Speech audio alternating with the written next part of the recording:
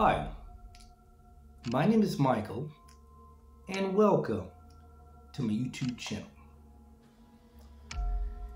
In accordance to Hell and Christianity Wikipedia, in the King James Bible, the Old Testament term Sheol is translated as hell 31 times, and it is translated as the pit 3 times. Modern Bible translations typically render Sheol as the grave, the pit, or death. In ancient Egyptian mythology, hell really didn't exist. When the heart stopped, their fate worse than death was non-existent. Moreover, the Sumerian version of hell is a dark, dreary place below the ground. The Sumerians used the word Kur, K-U-R, in their description of an afterlife below the ground. Hell is referred by these ancients as pit below the ground, and the place of the dead. That's important to note. It's also important to note the word hell is a modern English word derived from Old English, H-E-L or H-E-L-L-E, around 725 A.D., meaning, again, world of the dead. The Indo-European root meaning of the word to mean to cover or conceal. These terminologies are very interesting. What's more is that in Turkmenistan, scientists decided to burn gases. They thought the fire was going to disappear in a few days, according to mercurynews.com. The gas flames have been burning for 52 years, around the 100-foot deep pit near Darvaza, known as the Gates of Hell. That's important to note. What's more is that the National Geographic.org talks about the Ring of Fire. This article talks about seismic activities of earthquakes surrounding the edges of the Pacific Ocean. It goes on to say that 90% of all earthquakes and volcanic activity are surrounded by the Ring of Fire, and the ring is dotted with 75% of all active volcanoes on Earth. That's very important to note. According to Ring of Fire Wikipedia, the Ring of Fire has existed for more than 35 million years. More than 35 million years. Also, the Earth's mantle, in accordance to ScienceDirect.com, plays an important role in the evolution of the crust and provides the thermal and mechanical driving forces for plate tectonics. Most importantly is the sun. According to solarsystem.nasa.gov, the sun is a huge ball of hydrogen and helium. It's held together by its own gravity. The sun has several regions. The interior regions include the core, the radioactive zone, and the convection zone. Excuse me.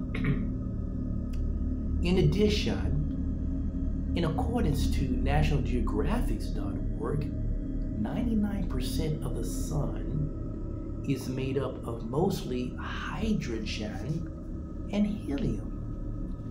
Furthermore, in ancient Egyptian religion, there was no concept of a place of eternal punishment. In Egyptian mythology, the soul passed where there were lakes of fire, walls of iron, serpents guarding the gates to the next dimension, Quora.com. When looking at the concept or connotation of hell, I have showed the word fits with our observance of nature. Hell fits with our observance of nature. Human beings give names to person, places, and things. Specifically, in perspective with regards to hell, the ancients observed the sun, the fire, and volcanic activities that involve the movement of fire. These are all with observance to the naked eye.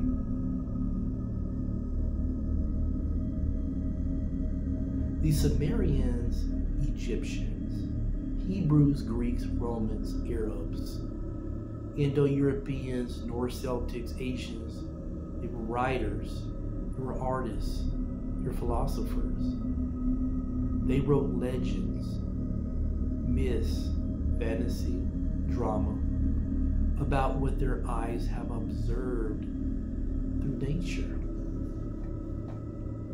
Specifically, within the context of hell, writers, oral storytellers, and philosophers wrote down different types of fire that they observed with their own eyes over the years, over the centuries, over the millenniums, over time.